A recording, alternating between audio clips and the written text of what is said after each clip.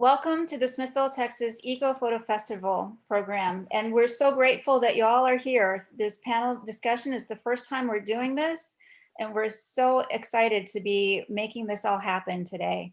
Y'all, I think most of y'all know me. I'm Jill Struby. I'm the chair of the Smithville Area Chamber of Commerce, and I'm one of the founders of the Eco Fest. Caroline Noya is also here. She's one of the co-chairs. And Linda Bauer is going to hop on as soon as she can. She's been the chair of the photo festival for a while. And Otilia Sanchez may be able to join us. She's also been helping on all of this thing. I want to thank all the people who have been helping to put this together, especially April Daniels and Anna Murray. And thanks to all of you for being here. And of course, thanks to all of our panelists. We're so excited that y'all can be here. Today we have Raylan Fillman from Raylan Fillman Photography, Kevin Hutchison from Plain Brown Wrapper Images, Kevin Anderson from Austin Water Center for Environmental Research, Bill Wren from McDonald Observatory, and Victor Watson from Shirts Photography. And so we're so grateful that you all could make it, and we're glad to get things started. And as we said, if you're not speaking, please make sure you stay on mute. I'm going to start things off with a first question. I've got a couple of them here in case there's any dead airspace, but if you do have a question, like April said, go ahead and put it in the chat, or just go ahead and unmute yourself and ask your question, and we'll kind of get things started. So first, I just wanted to say again, thank you all for being here, and thanks to the panelists. And the first question that I have is, obviously, one common thread to all of your presentations is this idea of being observant to your surroundings, whether it's on the eco side or on the photo side. And that was one of the reasons that we were trying to link the two programs together, the eco and the photo, for this Eco Photo Fest. What are some of your thoughts specifically on these connections between eco and photo? And I'll hand that off to whichever of the panelists want to kind of get things started. I can take that one if you want. Sure, go right ahead. Okay. You know, when I went to college to get my photography degree, one of the things that they taught us just very instinctively was to always be aware of your surroundings and always to be looking for the light. But I think even more than that, and I mentioned this a lot in my presentation, is that as photographers and as, you know, outdoor recreation people and everything, we need to understand that what we're doing with the photography that we do is very simple. We're telling stories.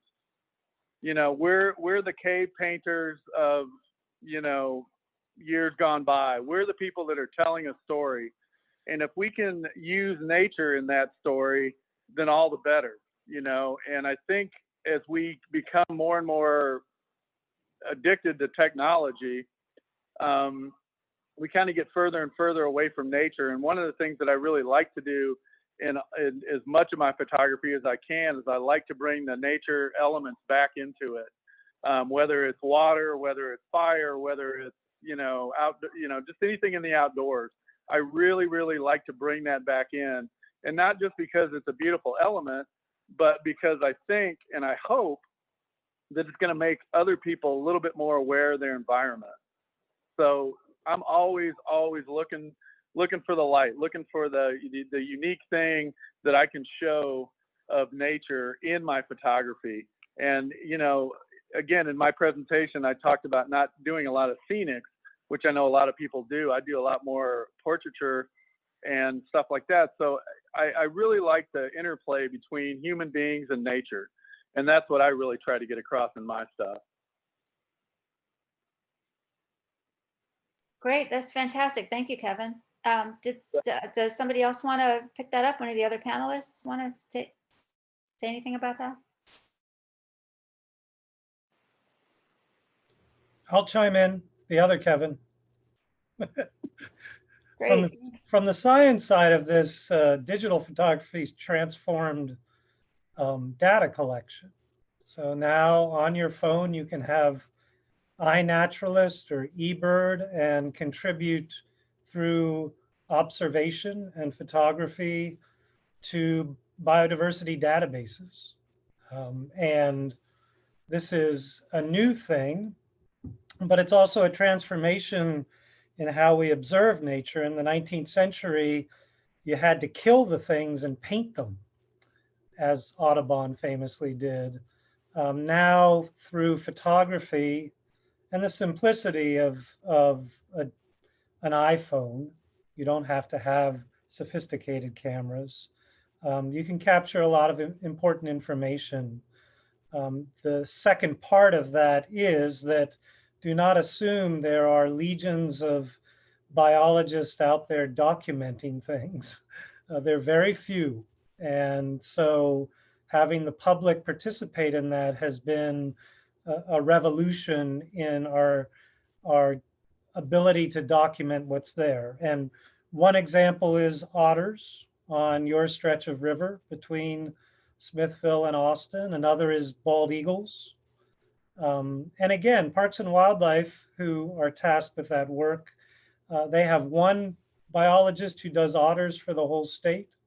They have one main ornithologist, and both of those people are in East Texas. So getting out there and doing this kind of photography contributes in that way too.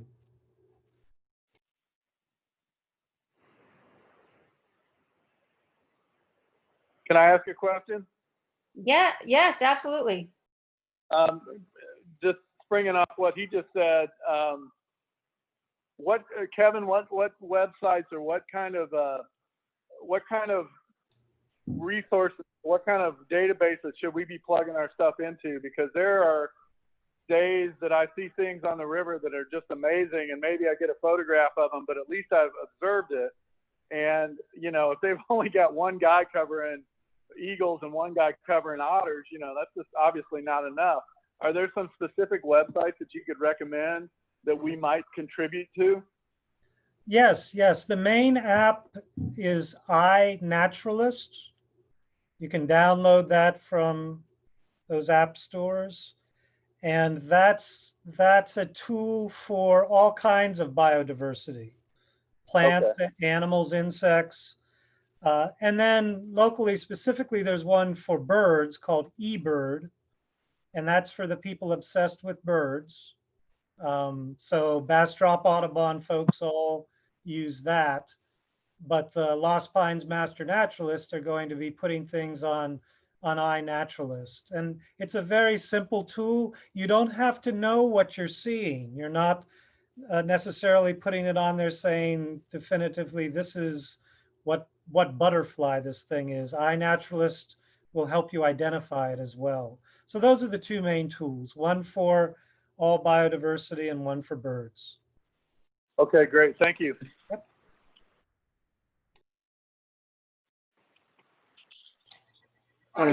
Kevin, are these useful outside of the state of Texas? Yes, so eBirds is for all of North America. iNaturalist is the entire world. They just announced today that they hit the 300,000 species mark in their database. And I see there's a lot of gray hair in these screens. We gray hairs, it's amazing that these have been developed so quickly. So both of those tools are about 10 years old. And of course they appeal to millennials, but graybeards can contribute as well. The other thing about both of those tools is they partially originated from here in Austin, eBirds in particular, but iNaturalist as well. We're a very techie region, Central Texas, and so we've contributed a lot to that database. But those things as tools are things that are international now.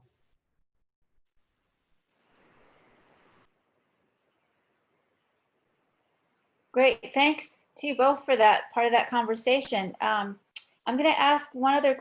First, I'm going to say Judy mentioned here, if you can't read your chat, it says, I think too that people, amateurs, having phones and cameras to capture what they encounter in the natural world can help develop the synthesis of eco and photo. So that's a thank you for that comment. We appreciate that. Just wanted to move on to another question. I was going to check and see to the photographers, what do you think is the single most essential equipment you need in your kit? And then as a follow-up, what do you think is the one thing that the most of us that only have our phones, what do we need to know when we're taking photos with our phones? Can I take the second one first? Yes, go right ahead. The second question first, what most people need to do if they're just using their cell phone is oh so simple. It's move in closer. For some reason, people love to shoot photographs with a whole lot of room around them, and again, it doesn't help the story. So probably one of the major things that when I do photography classes or when I have people show me images and want my critique of them, 95% of them, they need to be closer or they need to change the angle. The whole world does not exist at eye level. And it does not exist at 15 feet away. So don't be afraid to get in close. Don't be afraid to change your angle. And to be honest with you, some of the phones that are being made now are absolutely unbelievable as far as their cameras. And they will shoot macro. I know that Linda Bauer did some stuff about macro photography. There's plenty of phones that'll shoot macro stuff. There's plenty of stuff that'll shoot all that stuff. So, you know, don't be afraid to get in close. Don't be afraid to change your angle and look at life from something other than eye level. That's a great tip. Raylyn, did you want to say something? Yeah, I was going to say, I'm going to piggyback off of what Kevin says. I thought he was going to say lighting because for me, that's so key and what I look for. And the second question is far easier to answer than like, what is your go-to? And what do you have to have in your kit? Because it's so, I feel, specific to the type of shoot that you're engaging in. But when he said, you know, move in closer, I think that there's so much more that you capture by taking away distractions. So when you aren't moved in close and you don't have a tight shot, your background can tend to take away from evoking a type of emotion or like he said, telling that story. So getting in close, like don't be scared of that. And then, you know, your lighting, watch where your sun's coming from, watch how you can move to maybe not cast shadows a little differently. And just like he said, the cameras that y'all have on your phones are incredible. There's so much that they have that makes it super easy to just pull it out real quick and just capture this great shot without having all of, you know, the fancy knowledge and the fancy equipment to make those things happen. So I think everybody has the capability to capture something great. So yeah, I think that he's right on par with that. And I think, you know, as far as like what I have and what I wouldn't want to leave my house without, just, I prefer a DSLR. I just always have.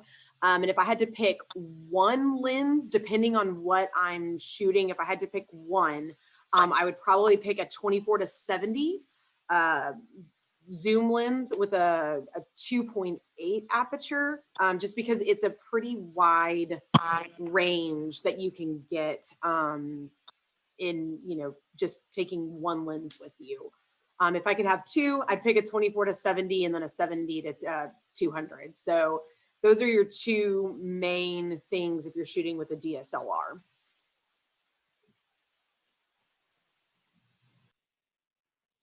All right, fantastic. Thank you all very much. I'm still not seeing any questions in the chat, so I'm going to go to one more question I have.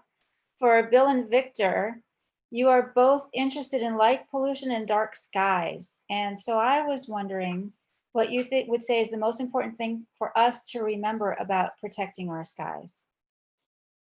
And anyone else can jump in. Oh, and let me just say thank you for coming, Eldrina. We have a video from Eldrina that we'll post tomorrow. So just want to say that, but thank you, sorry.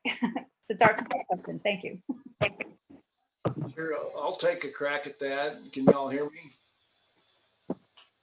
Great. I think probably the most important thing keep in mind when talking about protecting the night skies is not to be anti-light.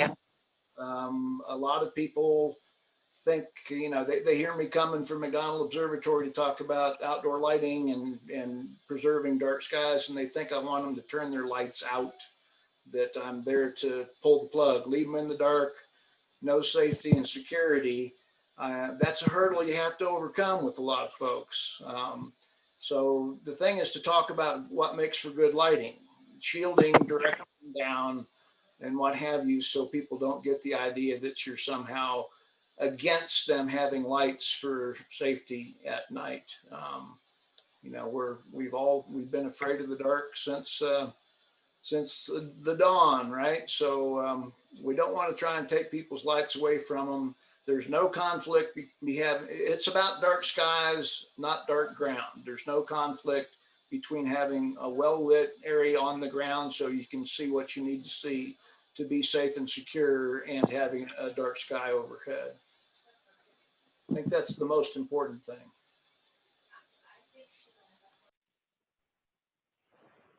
Great, thank you. Victor, did you want to chime in on that? Well, I agree with William. I come from a background, a law enforcement background before I took photography on full time. And from a law enforcement perspective, we like a lot of light.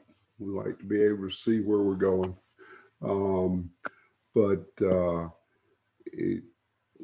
William, I just want to say that I saw your presentation, and I learned a lot from it, and it caused me to be more observant.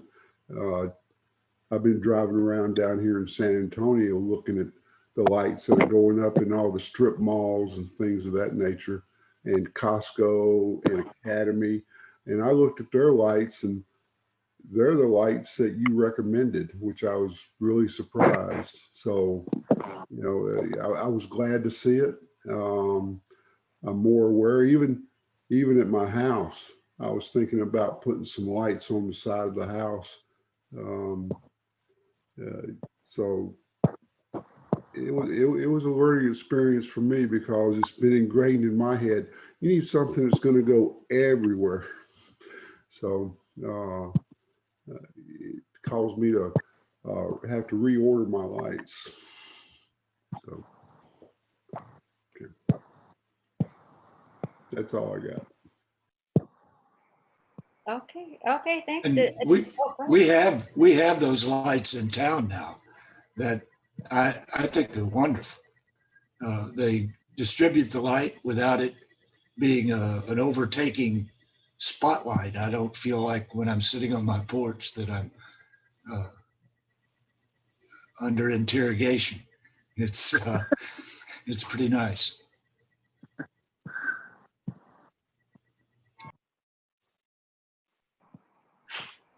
Well, great, fantastic. Thank you very much. Go ahead, Judy.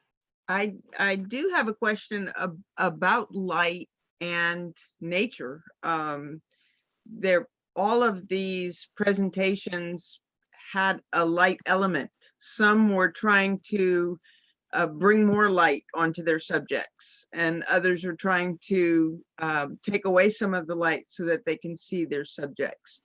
How much of, including some of the water studies and how much the light interacts with water, how much does the photographer or the biologist have to adapt to work with the light that they're presented with in nature? I could take that one.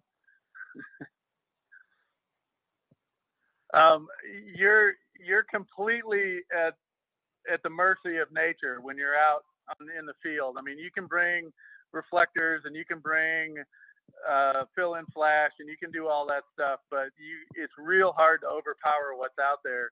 So you need to really learn as a photographer how to see that light and how to pre-visualize what's going to happen when you photograph a specific subject.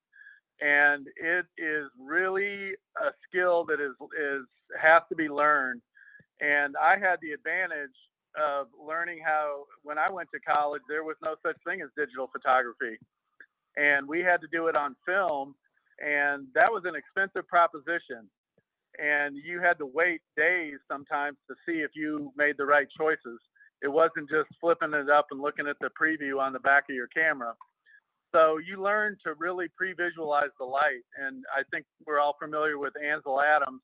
And if you've read any of the books that he wrote about photography, he talks a lot about pre-visualization and how to learn to see things as tonal ranges and not just brightness and darkness or color. When I look at a subject, I rarely ever look at it and see color. What I see is light and dark and tones in between, and that's what I work with. I try to avoid thinking about things as far as color goes. The color is going to be what the color is, but I try to look at things as tonal ranges. And if any of you watched my presentation and saw some of the portrait work that I do a lot of extreme lighting, where there's a lot of the background's either blown away or the background's, so deep in shadow that you don't notice it. And I think Ray Lynn kind of touched on that, which is, getting in close and minimizing distractions. And light can do that for you, but light can just as easily be your enemy. So you really need to learn how to see it, understand what it's going to do, and understand how you can manipulate it by simply, again, Ray Lynn mentioned this, by simply moving. Sometimes all you have to do is move right or left 5 feet or 2 feet, and everything changes. So don't be afraid to do that. But that's what you have to do. You cannot outsmart Mother Nature when it comes to light. She's the expert. So you have to learn to work within her parameters.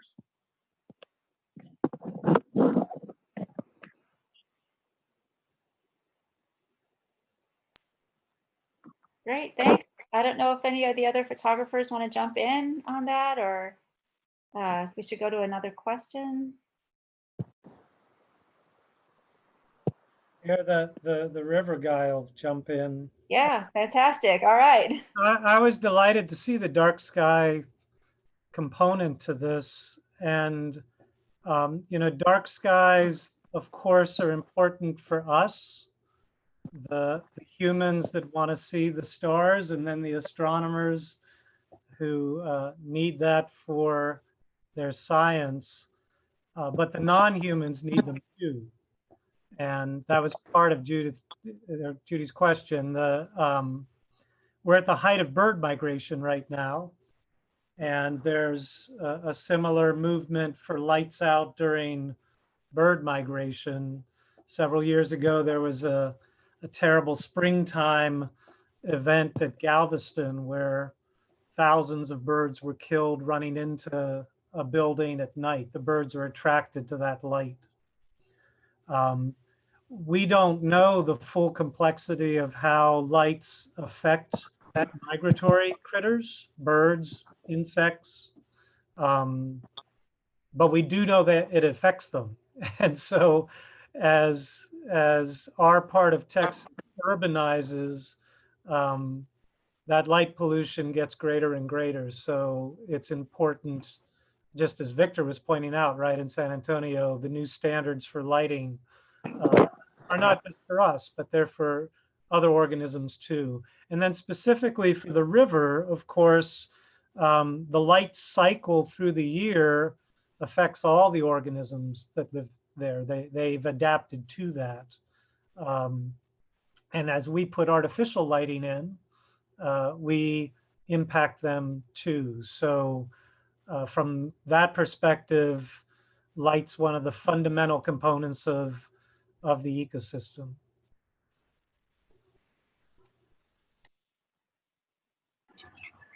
Jill, oops. Jill, can I speak on something? Oh, I can't hear you. I forgot to unmute. I'm sorry. So we'll have Eldrina, and then Bill, I know you wanted to jump in. So Okay. Okay, great. Well, I'm my family calls me the paparazzi, but I don't know all of the technical details of taking photography. I love it. It's something that naturally comes to me. And when I was given Randy Kerr's photos, everything you guys are talking about reminds me of the photos that I was handed, I think he handed me maybe over 50 photos to choose from in my narrative story that was in the introduction. And his photos just stimulated my imagination and creativity. And the lighting, the color, the up closeness, the distance, his photos just told the story. And basically I just had to pull it out. And so I had an idea, but it was really hard to pick and choose which photos I was going to use for my narrative of water. But I have to say that his photography was just one of the best that I've seen. I haven't seen all of the photography works that come from the people here on screen, but I just wanted to speak to that because his photos allowed me to tell the story, and it stimulated movement in me, and so I really appreciated that. Thank you. Fantastic. Thank you, Eldrina. And again, Eldrina was, she was originally, when we were going to do this last June, she was going to be a storyteller at the Eco Photo Festival when we were supposed to do this in person in June. And so she's participating in not quite the same way as she might have done in June if things hadn't changed so much. So we really appreciate your participation today and the work you've done. And we've got a new video will be posted online, I think tomorrow. April can confirm that later, but I know, Bill, we need to go to you because you had a thought you were going to make as well. Thanks. Well, I may be backtracking here, but just what Kevin Anderson said about, the introduction of artificial light into the nighttime environment. I want to emphasize that the spectral distribution of the lighting that we choose is very important. It's been demonstrated that white light, that is blue rich light at night, is completely out of place. It's great for daytime. You want blue light in the daytime, but at night, if you think about how we evolved, and I say we, I mean every living creature on the planet evolved in the diurnal cycle of day and night, and there was no blue light at night in the nighttime environment until mercury vapor lights came along just after World War II or so. And then metal halide and now LEDs. But LEDs can be manufactured and produced to minimize blue light output and give you that warm feeling. But for 100,000 years plus, it was firelight, torchlight, lamplight. Then the incandescent bulb is a warm white light. It was only, like I say, World War II or so that blue light started to find its way. Blue-rich white light started to find its way into the nighttime environment, and that seems to be particularly disruptive to circadian rhythm. That's a really good point, Bill. Yeah, absolutely. It's something we absolutely have to think about as we figure out what kind of lights we're going to use in our home and in our spaces at nighttime. Thank you for bringing up that point. Does anybody else have any other questions or any thoughts about anything we've said so far? I do have one more question, but I wanted to open it up to the group here before I ask my next one. Again, if you want to use the chat, you can type it out and I'll be happy to read it for you. Okay, Judy, I see you're set to speak. Yes, I'm just fascinated with this, the connection between light and nature and what we as humans can do with it. As Kevin brought up, I do remember hearing stories about the lights that were on the Rio Grande and how it affected the wildlife that were using the river to cross. And by putting in the lights, it really messed up a lot of the micro ecosystems there. Eldrina, you talk about a lot of light and water in your stories and in the spiritual connection of those stories. And I'm just fascinated at the interconnection that the photographers are also trying to tie in when they're taking those pictures. They're trying to capture those stories with pictures, as Eldrina said, and I think it's pretty cool.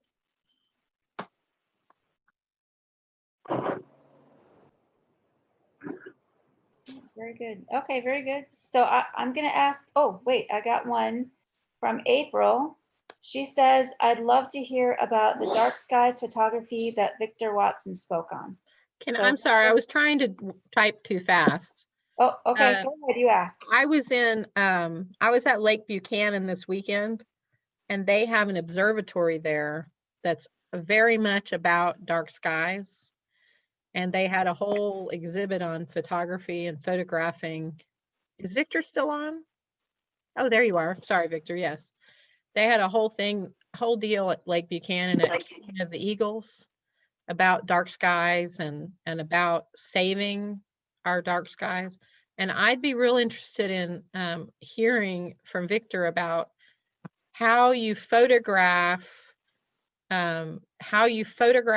the night sky, how that interacts particularly with water.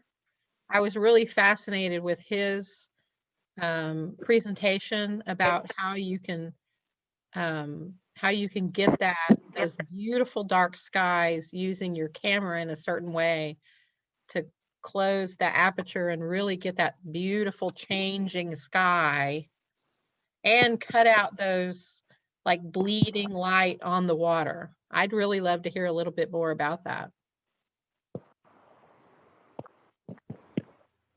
Okay, April. It's pretty much all about the post. Okay, blending all the images, taking multiple images, and taking the time to go through them all and finding the ones that have the distracting elements and pulling them all out. I prefer to pull them out than to go into Photoshop and try to clone them out or something like that, because when you're shooting like 500 images, pulling a few out's not that hard a problem. It's just taking the time to, as it's stacking, paying attention to where it is in the cycle, so you can go back and find that image and then pull it out and then run the cycle again. So it's shoot a few images and illuminate some of the foreground that you want in your image so that you can have it, and then set up to shoot the sky. The stars will do all the work. So I'm gonna pop in. Victor talking about how it's all about post. I think that there's a lot of things that we see that aren't possible without post editing. There was a really cool picture that I shot, oh gosh, a while, maybe close to a year ago, at a wedding. It was in the pitch black dark. It's December, right? And they told me, they were like, I don't know how you're going to do this. And so basically we took sparklers and we had somebody like run around them in sparklers, and we had to open up the aperture, set the shutter speed just right. It took us a while to get the shot. But in post editing, I was able to, like, when you pull it out, I was able to stack a couple of pictures to where there's like this gorgeous moonbeam coming down on the couple with this beautiful sparkler image that you would not have been possible if we were just working with film and not having that ability to manipulate it on the back end. And Victor, I'm probably gonna have to get with you because I'm really excited. My husband and I are planning a trip down to Big Bend in the winter time, so it's not hot, and we want to take some night photography of the skies down there. So might be hitting you up on that. But yeah, it's post processing is a huge component as well for those things. So there is, April had another question listed about dragonflies on the river. April, did you want to ask, or do you want me to go ahead and read it off? Well, I've heard, and of course this is all very anecdotal, but I've been told as people come into our visitor center here in Smithville, and I kind of remember Kevin Anderson spoke a little bit about this, about some things coming back to our river as a result of, I'm not sure if it was as a result of COVID or if it's just things have changed recently over the years. And Kevin Hutchison also spoke about insects and animals and how that, and on the river, and actually both of you spoke about the dragonflies hatching and these large groups of them going up into the sky. And I'd be real interested in hearing about if things have changed in recent times on the river that have to do with the fauna of the river, and also for Kevin Hutchison, how that may have impacted your ability to do more photography on the water. Okay, I'll take that one. Besides being a photographer, I'm actually a fly fishing guide and have been for 25, 28 years now. It definitely, recent times with the advent of COVID and restrictions on the river, it has been amazing to see things spring back. And I'll use one example here. On the San Marcos River, I fish that river pretty frequently, and they closed all the tubing operations about a couple months ago. And it is amazing how the fish have returned to areas where they were completely gone. Animals that I haven't seen in years are back into those areas again. The river is amazing. It will heal itself if you just give it time and give it the space to do that. So as far as changes going, it's been great for me because two things. Number one, the fishing business has been much better. And number two, the photography has just been great because there isn't 10,000 people tubing down the river screwing up every picture I do. When I take somebody out to the river and I do a shoot, an average shoot for me is about 4 hours long. An average boudoir shoot that I do out there is about 4 hours long and about anywhere between 2,000 and 3,000 shutter drops. So I've got a ton of stuff to look through, but being able to do that completely uninterrupted for 4 straight hours is amazing because it never happens. And it's been happening a lot lately. I've been absolutely slammed with shoots because people are seeing the stuff I'm posting on Instagram and they all want to go out and do it. They all want to be on the river because the river is beautiful. And, you know, when I'm doing that specific phase of my business, I'm interested in beauty. That's what I'm doing. And, so yeah, it's been a godsend in a lot of ways. You know, the fishing business has not been so good. I mean, we've lost a ton of money this year because we've been sidelined for months. We're back at it. But as far as the photography goes, it's been amazing. And the river has bounced back. It looks great. It's cleaner. There's, you know, the beer cans are down to almost nothing. It's an amazing thing. And unfortunately, the governor has given the green light for the tubers to open back up. So I'm hoping that they'll be a little more responsible, but I think that's a fool's dream.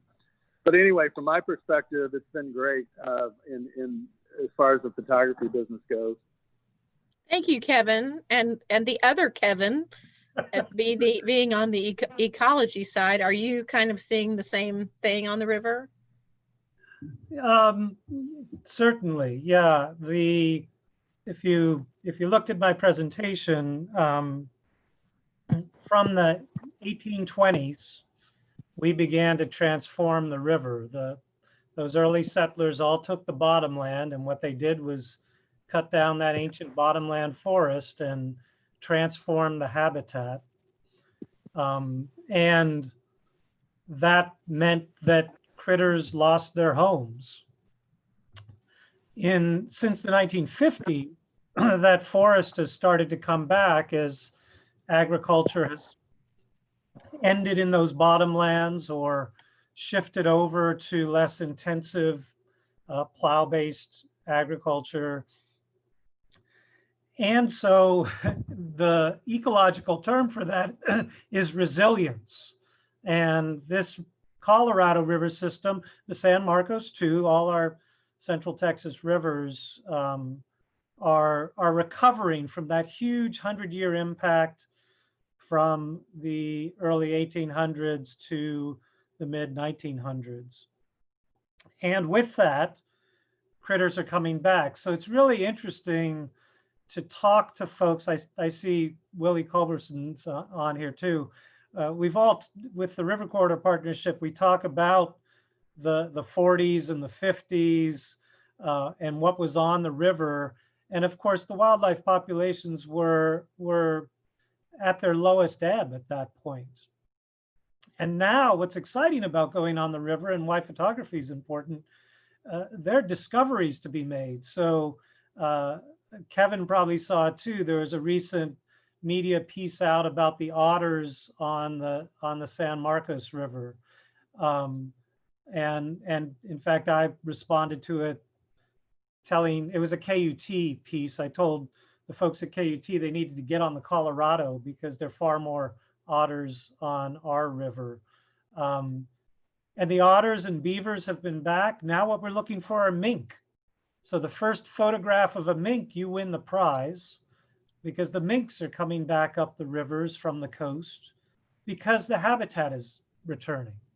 Alligators are back on the river, and alligators were here before. They're just returning because the opportunity's there. Bald eagles, ospreys. This is why the photography is so important, folks. So I gave you iNaturalist and I gave you eBird, but I want to be more proletarian about it. Probably the most important social media for photography, and then spies like me managing it and watching it for the biological side, is Facebook. All the pictures going on Facebook, and you can come to our River Corridor page or the Hornsby Bend page and see it. There are thousands and thousands of people taking pictures, thousands and thousands of pictures every day that most of them aren't very good. But kind of like Victor was saying, right? Out of those hundreds and hundreds of pictures, there's some good images that come out. So Facebook and Instagram are documenting that biological change as well.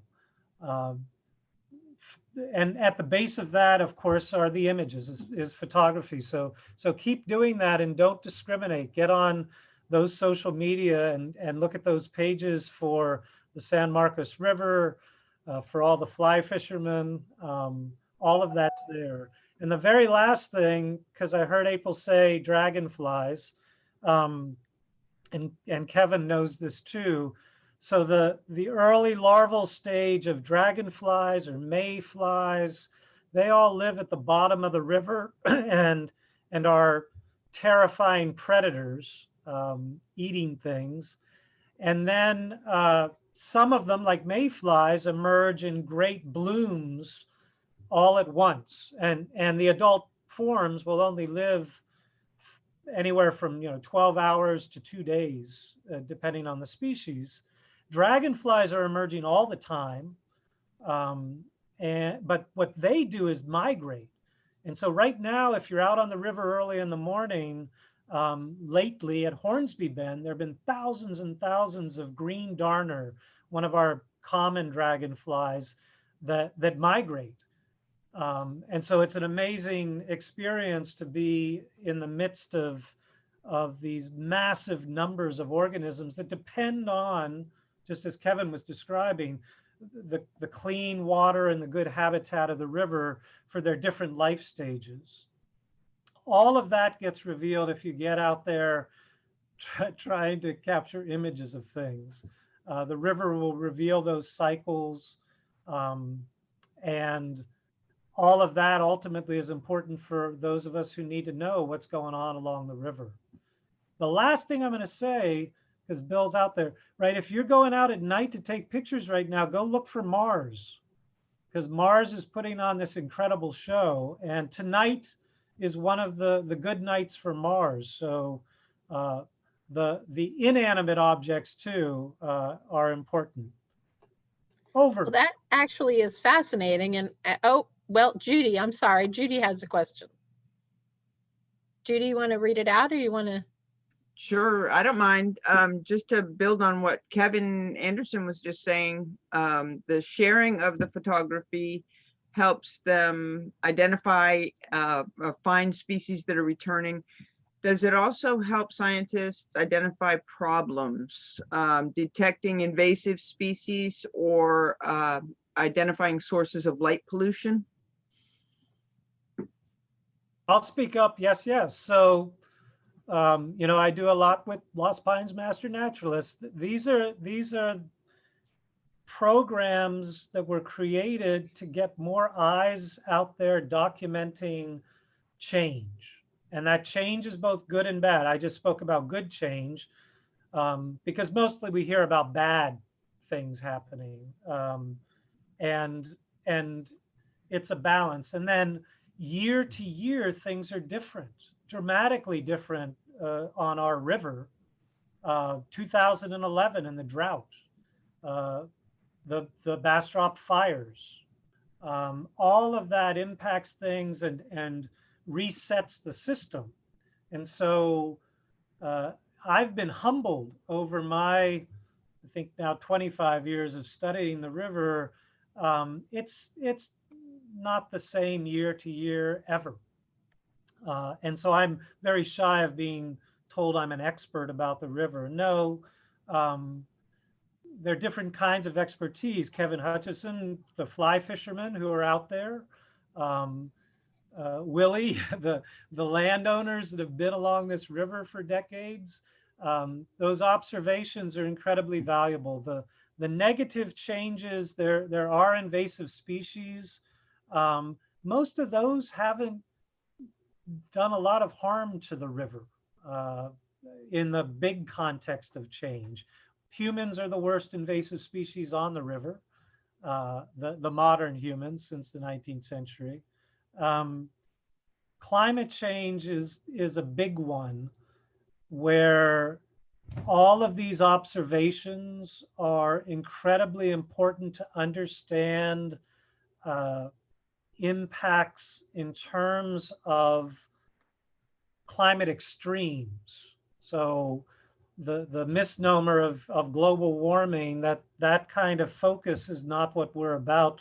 The most important focus is tracking the change in the climate events. So the floods on the river, right? Hurricane Harvey, what it did to Smithville, 28 inches of rain versus Austin, 14 inches of rain. And then all of us scramble out to the river to assess, okay, what does that mean? So the power of that photography is multiplied by the hundreds of people going and doing it. And that's why I point to Facebook. We utilize that social media platform to keep track of what's going on. Where we're headed, the last thing I want to say, nobody knows. What we know is, and LCRA is involved in this too, and Austin Water, we know we're going into a drier period, that we're in a drier period, right? What does that mean for wildlife along the river? What does that mean for plant life along the river, for the macroinvertebrates? Y'all get to document that with us. It's not like there's some guy at an office, me, figuring it out. We rely upon all of the community getting out there and paying attention. You don't have to know the name of anything. It's week to week looking at it. And then, Judy, just like you're saying, you notice change. Well, document that and then put it out there and someone will help understand it. That's to me the most important thing about utilizing the photography. There is an aesthetic component that's really marvelous, but there's also this practical component that helps us in our work.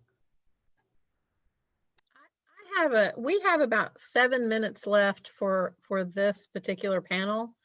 And I have a couple more questions, but I don't want to hog the spotlight. Does anybody else have a question they would like to ask? Eldrina? Oh, this is not so much a question, but I was really appreciative to what Kevin said, because that was my thought process as people are out there photographing nature especially, and the water system. You're kind of like a wonderful voice on behalf of the water, because you get to see the water at its best, and then you get to see the water at its worst and the changes that take place. Your eye and the lens are a very good recorder of time process that happens in that water system. And then if the water starts to get murky and it looks like it's dying, you have that opportunity to figure out what's causing all of this.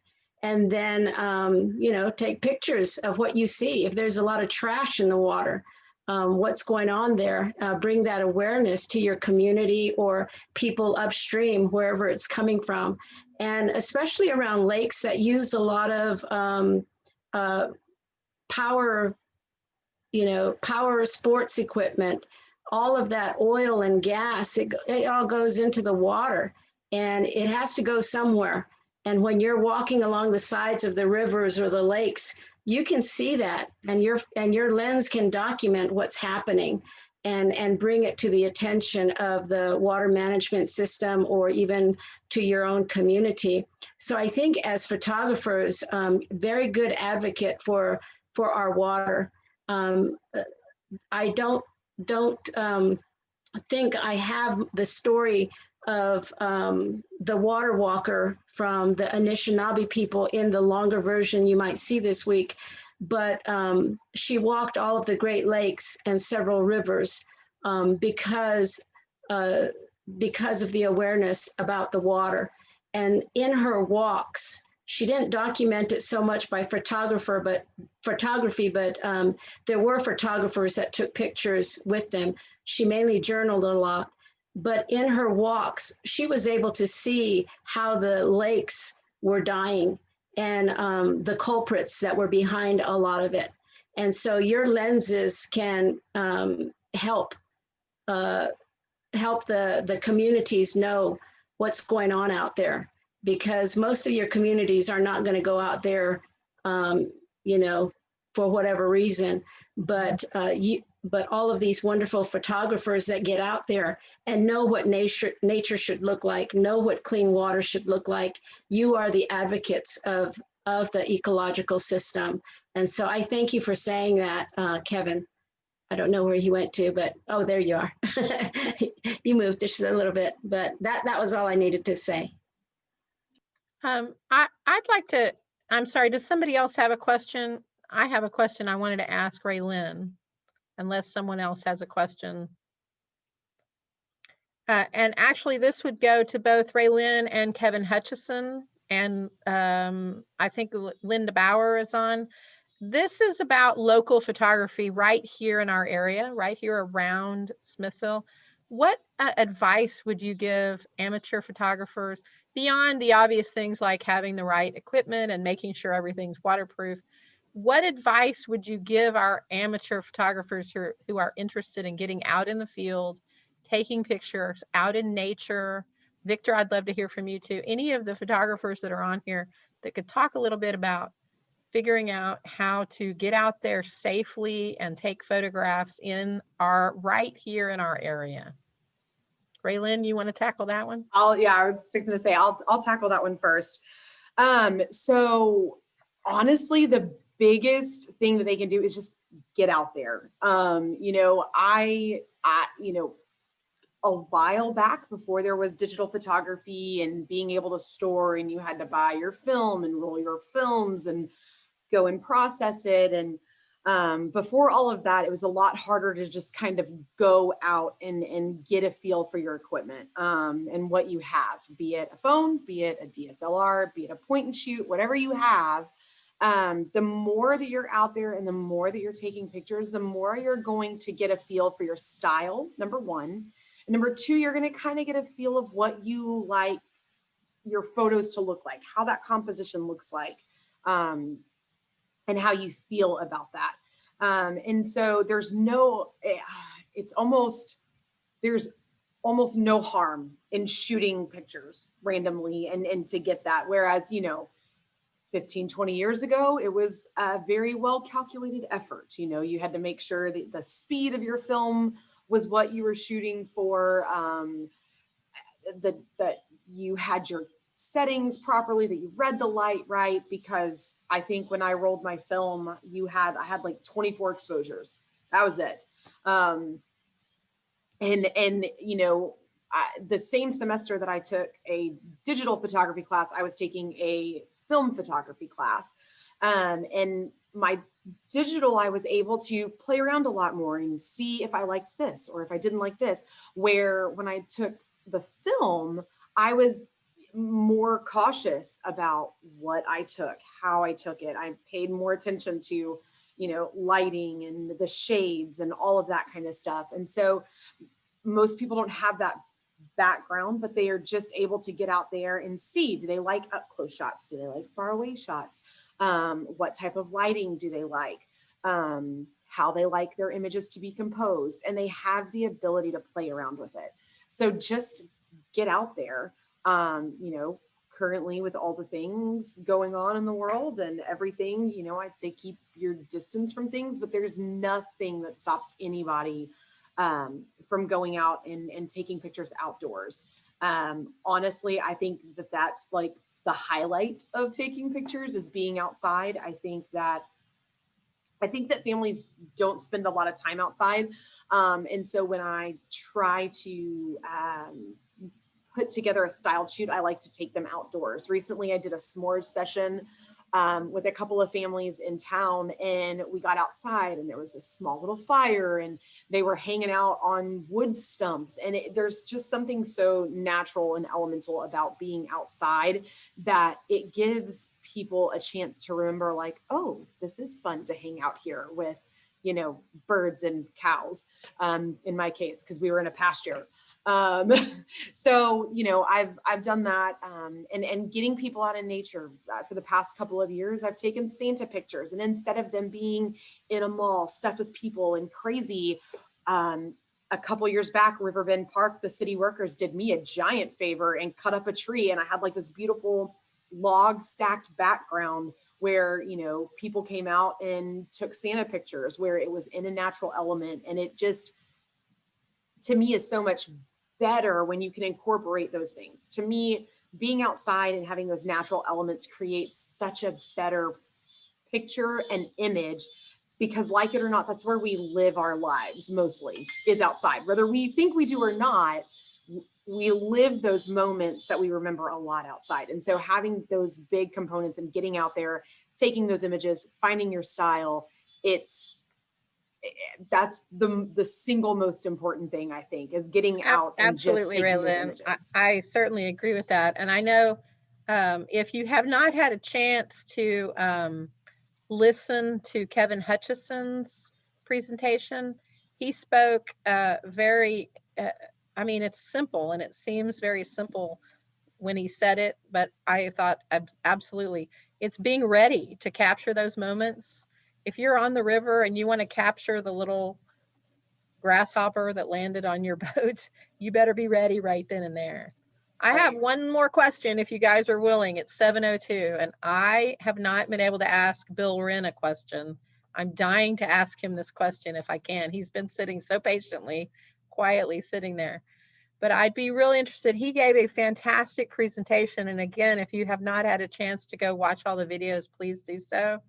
I am so intrigued by the idea of light pollution and how that is affecting the natural world. Victor Watson showed these incredible images of this huge tree and how it looked different, because I think what happened, Victor, what happened was the house, there was something going on with the lighting of the house and the way the light went on the tree, and it looks so different. I'm really interested in that intersection of how important it is to keep that light pollution at bay. And I was hoping that Bill Wren might just speak to that very quickly. Well, honestly, we don't know the magnitude of the impact that artificial light at night is having on the environment.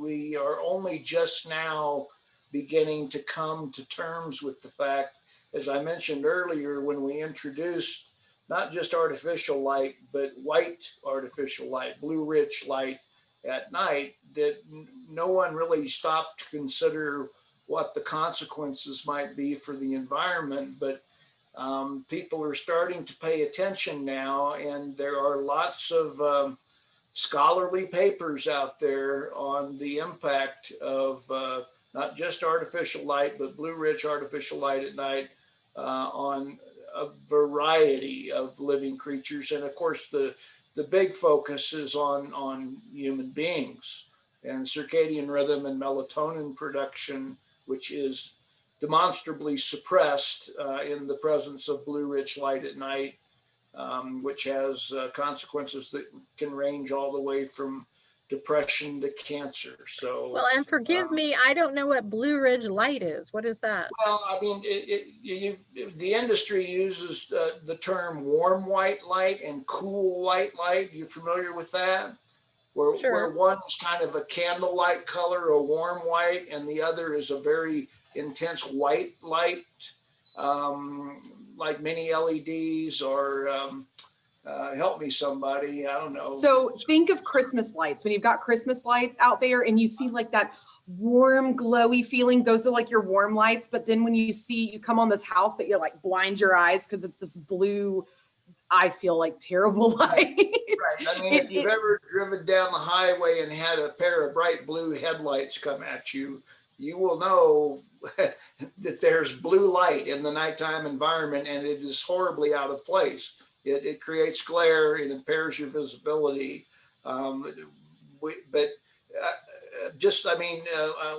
white and cool white is an industry standard. They make good plumbers, red being hot and blue being cold. But in physics, the hotter a source gets, the bluer it gets. Okay.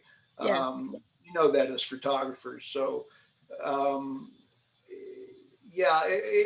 again, you can search. I've got several Google Scholar searches that return hits every couple of days on new studies that are being published on the impact of artificial light at night.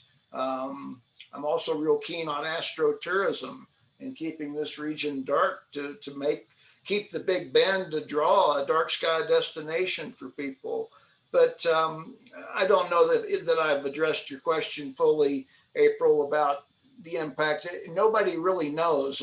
We're only just starting to come to terms with the consequences of introducing so much artificial light into our nighttime environment. Thank you very much. I appreciate that. Jill, I'm not trying to hijack your moderation of this event tonight. Linda, I just saw your video come on. Is there anything you'd like to add before we finish up this evening? Yeah, sorry, I did get here a little bit late. And then when I got here, I took a chance to eat supper. I came from a big photo shoot. I just want to thank everybody for being here. Raylene, you were talking about, being outside and shooting and everything else. I was in a very hot gym with 140 football players. So, I don't get to go out and shoot nature as much as I used to and really like it. Now I'm usually stuck in a gym or stuck, somewhere like that. But I just want to thank everybody for showing up and making this whole festival just so successful. I mean, I think it's awesome that we were able to pull this together and do it all virtually. That's pretty much we live in a virtual world now. I mean, that's actually during this whole thing, I was listening and I'm working on editing and working on my website and putting photos on there because kids got to order virtually. So, you know, they order online, they get it shipped to them. Totally different. But that was just the main thing that I wanted to say, was just to thank everybody for the success of this event. And I Thank hope you, everybody has Linda. as fun as I did. Yes, ma'am. Thank you, Linda. Caroline Noya and Otelia Sanchez are also very important to the process of today and this entire event this week. Of course, we couldn't do any of this without the indomitable Jill Struby, who brought many of you to the table. On behalf of the Smithville Chamber of Commerce, I want to thank you all for being here today. Jim Horton, I just saw you lift your fist there. Can I just say, Jim Horton is one of the hardest working men I've ever met. And he absolutely communes with nature here, and he feeds our community. I think he deserves to get a little bit of praise for that. He works really, really hard in our community. And also, for those of you that are photographers that are interested in working in our community, the community gardens are an excellent opportunity for you to get out and be a part of Smithville and a part of a great, safe way to be able to take photographs of flora and fauna and people gardening in the community and people gathering in spaces. Right here in Smithville, those community gardens are an excellent way to do that. Wouldn't you agree, Jim? Thank you, April. Yes, I would. There's 107 Southwest 2nd Street at Lee Street, just off Martin Luther King. Come by and take a look and see if you can't find something to get close up to. I've just got to say this about Les Warren's cool t-shirt. Show off that Smithville Music Festival shirt. Yes, remember those days. Cool. Yes, I remember those days. This has been a really good forum, and I appreciate all the work that Caroline and Otelia and you and Jill. This has been a really good forum. Thank you. Thank you, Jim. And again, I will encourage everyone that's on here, if you have not had an opportunity, be sure and click on the link that Jill will paste in right now to the chat. Be sure and click on the link that about this actual event that's on our chamber website. Thursday, we will also be hosting another panel, which also has several other photographers, several other people that are interested in nature and ecology. And then tomorrow at 3 o'clock, we will be hosting an outdoor tourism roundtable where we will be discussing lots of folks. Photography is a great example. Lots of folks are looking for things to do outside in nature, in small groups, with their family, with their close friends, to get out and do things. And I don't see that changing over the next year. So this is a great opportunity for us in rural communities to be reaching out, welcoming visitors that want to get out of the urban centers and move out and do things together. That's what we're here for. We're obviously, the Chamber of Commerce wants to help commerce, right? Wants to help business, but we also want to show off our beautiful community and show off the fun things you can do right here in our community. Jill, I will stop hogging all the spotlight now and turn it over to you to say your goodbyes for this panel. Sorry, you had me copying and pasting to finish up. Thank you all very much, as April said, and all of y'all are just fantastic for being here. Thanks again for y'all for being here. Thanks to April and to Anna for all of the tech support that y'all are doing. Thanks to the panelists, Ray Lynn, Victor Watson, Bill Wren. Let's see, where are y'all? Victor, well, I said Victor already. Oh, who else is there? Kevin Anderson, Kevin Hutchison. Did I get them all? Is that 5? Thank you all very much. Thanks for all of you for being here. And then also, it was going to make a good segue with talking with Jim last, because he is a panelist on our Thursday panel. So I did send in you for the Thursday panel for the, if you are interested in that, we're calling that the human element. We're going to talk to Jim about the community gardens, a couple of photographers about food photography and macro photography, and then a couple of other things as well that are more human oriented versus the natural world oriented. So that's, I think that's all. And thanks again, Eldrina, as well. You're involved in this as well. And to all of the people who have helped make this possible. And hopefully, you know, we'll please, one of the questions I had for y'all, if you don't mind, I'm gonna give you, you'll have information on how to contact April or me. But let me know how you think this worked. This is our first time to ever bring eco and photo together. Was this a good idea? Did it work? Was there, what can we do if we want to consider this for next year? Do you think we should make some kind of changes? Do you think it worked pretty well? So please just let us know about that. And I think that's pretty much, make sure you join us, as April said, to Outdoor Tourism Roundtable on Thursday. And there is one other thing to promote on Saturday after all of our chamber stuff is done. There's a local person named Bernadette Knoll who's doing a Meet Your Maker project over here in Smithville, and there's some information on that on our website as well. So if you still want to take more photos and do some more Meet Your Maker reuse kinds of activities, that's a good place to go on Saturday. So Yes, and thank you for that as well, Jill. All of this is being recorded, so you can certainly go back and watch it on our Facebook page, both the Chamber Facebook page and the Eco Photo Fest page. You can certainly share it to your own groups, and the roundtable and the other panel will be recorded as well.